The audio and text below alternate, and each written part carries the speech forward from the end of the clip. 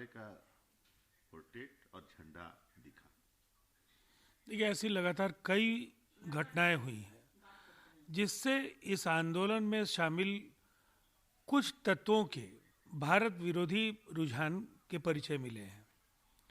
जिस तरह से जिस तरह से यूएस में महात्मा गांधी के प्रतिमा स्थल पर खालिस्तानी झंडे लहराए गए, फिर उसके बाद एक धर्म विशेष का झंडा लाल किले पर लहराया गया, और फिर ये जो घटना है लुधियाना की, ये चिंता पैदा करने वाली खबर है। और निसंदेह राकेश टिकैत समेत तमाम जो किसान संगठनों के नेता हैं, उन्हें आंदोलन के स्वरूप पर जरूर विमर्श करना चाहिए कि भारत विरोधी जो इस तरह के जो दृष्टांत सामने में आ रहे हैं, उससे कहीं ना कहीं आंदोलन के औचित्य पर सवाल खड़े होने लगे हैं। राकेश टिकैत ने कहा कि दबाव में चर्चा नहीं करेंगे और 2 अक्टूबर तक उन्होंने समय सीमा दिया है कानूनों को रद्द करने का।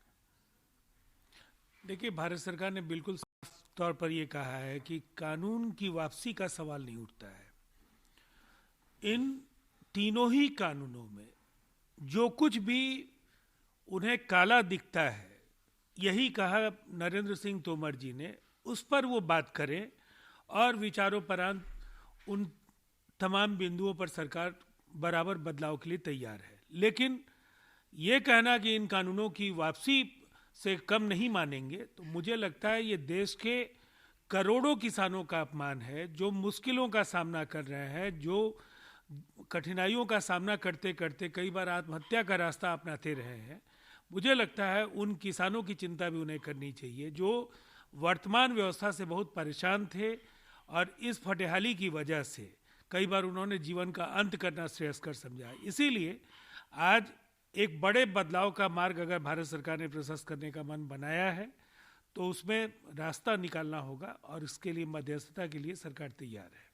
भाजपा प्रमुख जेपी नड्डा कलकत्ता में परिवर्तन रैली को संबोधित कर रहे थे। उन्होंने कहा कि आज रैली में भारी भीड़ से पता चलता है कि पश्चिम बंगाल के लोगों ने हमें अनुमति दे दी है और टीएमसी का रजिस्ट्रेशन रद्द कर दिया है। ममता जी के लिए तो निसंदेह विधानसभा चुनाव बहुत आसान नहीं होने जा रहे हैं। उनकी लोकप्रियता तेजी से घटी है, और जिस तरह से वहाँ एक सत्ता विरोधी वातावरण बन रहा है, उससे बिल्कुल साफ है कि किस पार्टी को कितनी सीटें आएंगी ये तो समय बताएगा, लेकिन ममता जी की सरकार बनने की उम्मीद कम दिख रही है। एक्सटर्नल अफेयर मिनिस्टर जयशंकर जी ने कहा है, भारत चीन गतिरोध पर कहा कि अब तक हुई 9 दर की बैठकें जमीन पर कोई खास प्रगति नहीं हुई। देखिए, ये काफ़ी ईमानदार स्वीकारोक्ति है, और डिप्लोमेसी में आमतौर पर ऐसी बातें कहने का साहस जयशंकर जैसे राजनेताओं के पास ही है।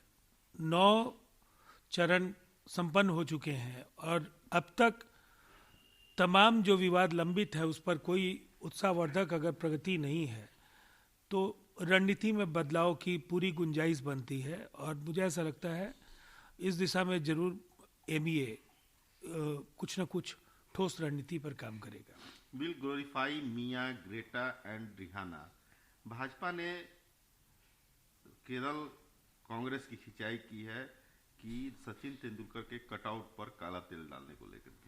निश्चित तौर पर ये दुर्भाग्यपूर्ण भी है और शर्मनाक भी है। एक तरफ न केवल हिंदुस्तान, दुनिया के करोड़ों लोगों के चहेते खिलाड़ी के तौर पर सचिन तेंदुलकर को देखा जाता है, और देश का सर्वाधिक महत्वपूर्ण नागरिक सम्मान भारत रत्न जैसे उपाधि को लेकर के जिस तरह के विवाद उभरे हैं, वो दुर्भाग्यपूर्ण है। और ग्रेटा थनबर्ग हो या रिहाना हो या इस तरह के मियाँ खलीफा हो, ऐसे लोग जो हिंदुस्तान की मिट्टी को नहीं जानते हैं, जिनका हिंदुस्तान से कोई लेना देना नहीं है, किसी का खालिस्तानी कनेक्शन है, कोई ग्रैमी अवार्ड के लिए ज़्यादा सुर्खियों में बने रहना चाहता है, किसी को ज़्यादा फॉलोअर्स चाहिए, वैसे लोगों की हिमायत में अगर कांग्रेस है, तो ये निसंदेह किसान आंदोलन के साथ एक बड़ा धोखा है।